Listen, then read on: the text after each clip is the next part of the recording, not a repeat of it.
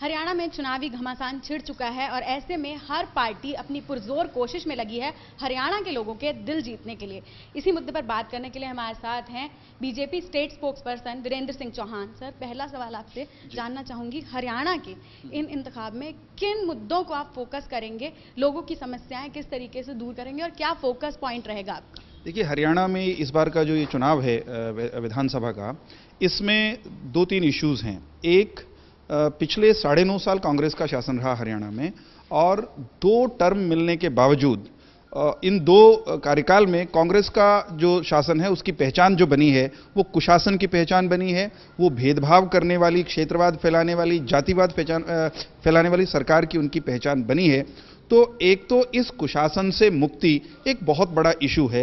लोग उनसे आगे जा चुके हैं, उनसे मुक्ति चाहते हैं, उनसे छुटकारा चाहते हैं। और इस बात का जो संकेत है हरियाणा की जनता ने, वो लोकसभा के चुनाव में हाल ही में 3 माह पहले जब लोकसभा के लिए लोग वोट डालने गए तो उन्होंने जता दिया कि भाई कांग्रेस हरियाणा में भी नहीं चाहिए।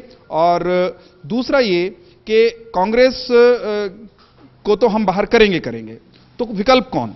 तो अब की बार हरियाणा में हरियाणा की जनता के सामने पहली बार शायद हरियाणा के राजनीतिक इतिहास में भारतीय जनता पार्टी एकमात्र विकल्प के रूप में वो हरियाणा के लोगों के सामने है। जिस प्रकार से आपने कहा कि इंसान की पहचान उसकी क्षमता से होगी, लेकिन मैं जानना चाहूंगी रूरल एरियाज का भी हमने दौरा किया, कई कमियां हैं, कई खामियां हैं। लोगों का कहना है कि महिलाओं की अगर बात की जाए, सुरक्षा नहीं है, गुंडागर्दी का राज है कई इलाकों में। साथ ही साथ अगर तालीम की बात की जाए, महिलाओं की तालीम को किस तरीके से आगे बढ़ाएंगे आप?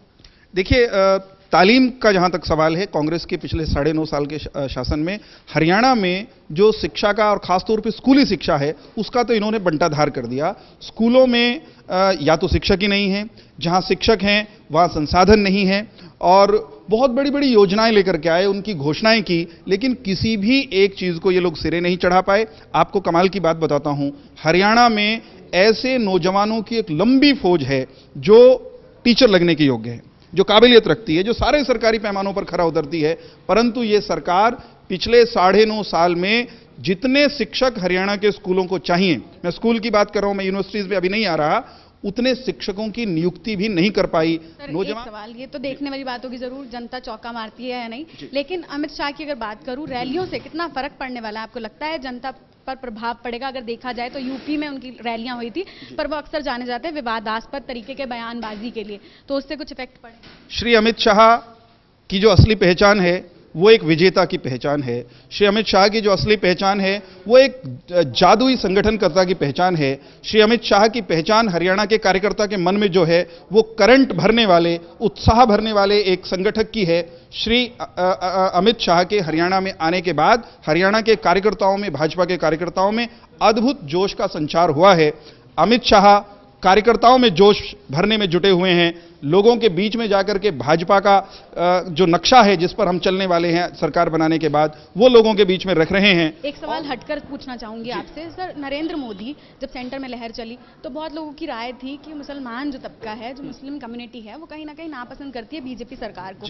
तो अब आप इन 100 दिनों से भी ज्यादा का सफर आपने तय कर लिया, अब आप कितना फर्क देखते हैं कि मुस्लिम कम्युनिटी के लोगों का आपकी तरफ हुआ है, बीजेपी की सरकार की तरफ? देखिए, मेरा ये मानना है कि श्री नरेंद्र मोदी के का जो मुसलमानों के प्रति जो एटीट्यूड है या उनकी सोच है, उसको हिंदुस्तान के मीडिया ने बहुत गलत तरीके से बरसों तक प्रचारित किया।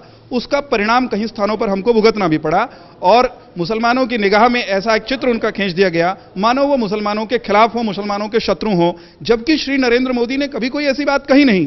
वो हमेशा देश की बात करते हैं, और जब देश की बात करते हैं तो उसमें हिंदू भी आता है, मुसलमान भी आता है, सिख भी आता है। वो हमेशा ये कहते हैं कि मैं हिंदुस्तान के नागरिकों को, जब गुजरात में थे तो गुजरातियों को हिंदू, मुसलमान, पारसी या ईसाई के रूप में नहीं देखता, मैं गुजराती के रूप में देखता हूं। आज जब वो हिंदुस्तान के प्रधानमंत्री है तो हिंदुस्तानी के रूप में देखते हैं।